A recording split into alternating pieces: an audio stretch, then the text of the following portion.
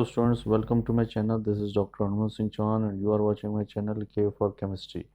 Today we are going to study the structure formation and its geometry. यहाँ हम देखेंगे एक एग्जांपल है.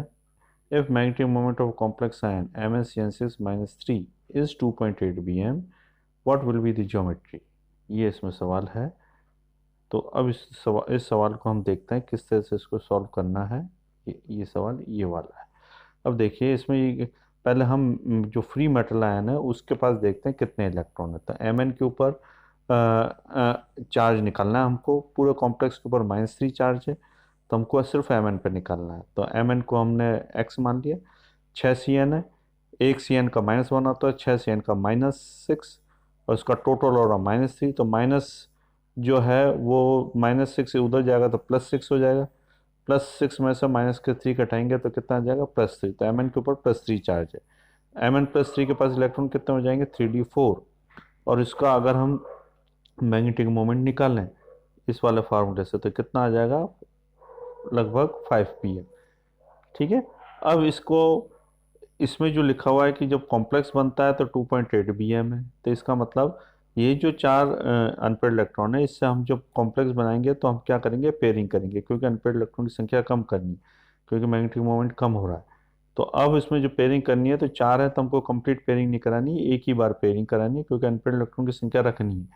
उसमें 2.8 bm बताया गया ना कि 0. तो हम क्या करेंगे एक में पेयरिंग करेंगे एक में नहीं करेंगे. तो एक हमारे पास लोन पेयर आ गया और एक आ गया हमारे पास दो हमारे पास आ गया अनपेड इलेक्ट्रॉन और डी ऑर्बिटल अंदर से 2 खाली है. अब हमको कितने Cn यू है 6 Cn. तो हमको 6 ऑर्बिटल खाली करना है. अंदर के 2 ऑर्बिटल हो गए डी के, एक एस और 3 पी के. तो बन जाएगा D2sp3 हाइब्रिडाइजेशन हो गया. D2sp3 हाइब्रिडाइजेशन होने से क्या हो जाएगा ये ऑक्टाहेड्रल ज्योमेट्री हो जाएगी. चलिए अब अपन एक और देखते हैं example. Prove that octahedral complex formed Ni2 are obtained by outer sp3d2 hybridisation. ये ऐसा कहा गया है कि Ni2 से अगर ऑक्टाहेड्रल कॉम्प्लेक्स हम बनाए तो वो हमेशा sp3d2 ही बनते हैं, D2sp3 नहीं बनता. मतलब इसमें जो ऑक्टाहेड्रल कॉम्प्लेक्स Ni से जो बनते हैं वो अंदर वाला d ऑर्बिटल कभी भी काम में नहीं आता, बाहर वाला ही काम में आता है. उसके पीछे रीज़न ये है कि Ni+2 जो है उसके पास 3d8 इलेक्ट्रॉन है. 8 इलेक्ट्रॉन की व्यवस्था इस तरह से दिखा रखी है.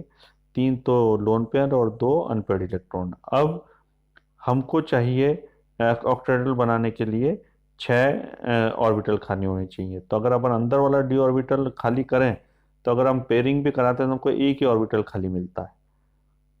ठीक है. तो ऐसी स्थिति में हम क्या करते हैं कि अंदर वाला d ऑर्बिटल हम काम में नहीं ले सकते क्योंकि एक ही d ऑर्बिटल हमको खाली मिल रहा है, हमको चाहिए 2. तो इसलिए हम बाहर वाला d ऑर्बिटल काम में लेते हैं और ये बनता है sp3d2.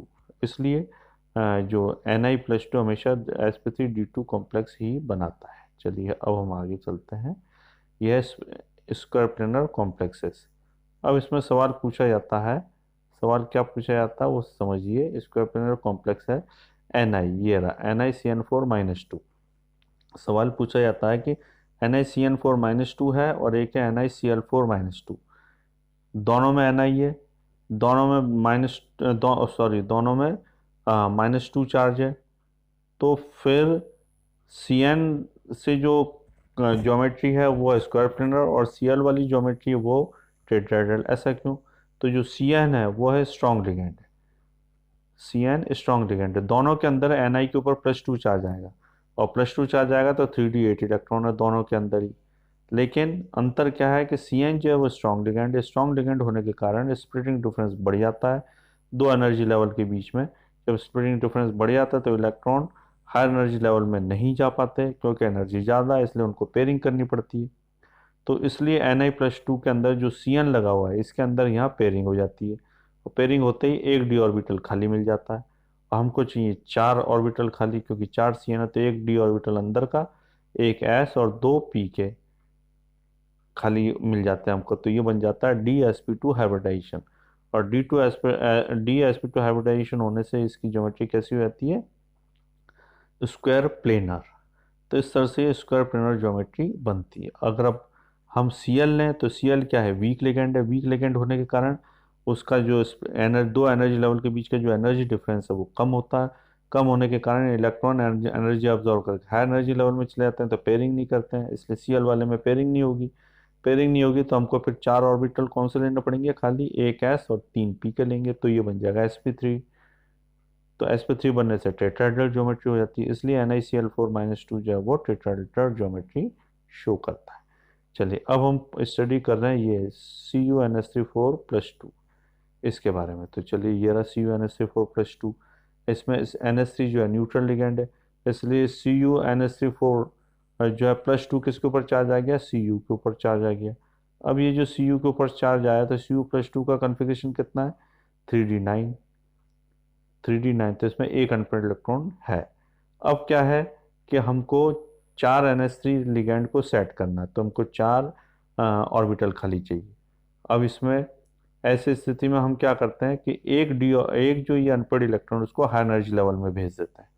हाई एनर्जी लेवल में जाएगा तो क्या होगा, एक डी ऑर्बिटल हमको खाली मिल जाता है।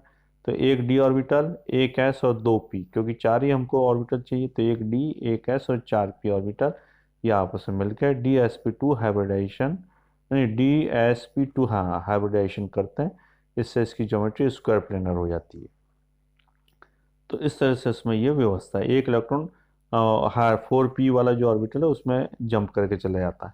तो देखिए जैसा कि इसके अंदर बताया भी, इस वाले पैराग्राफ को अगर आप पढ़ें तो है, now to explain the square planar geometry of CuNH4+2 complex, one electron is excited from 3d to 4p, which is not proper because this electron in 4p should be loose enough to be removed, and so this complex should be oxidized easily।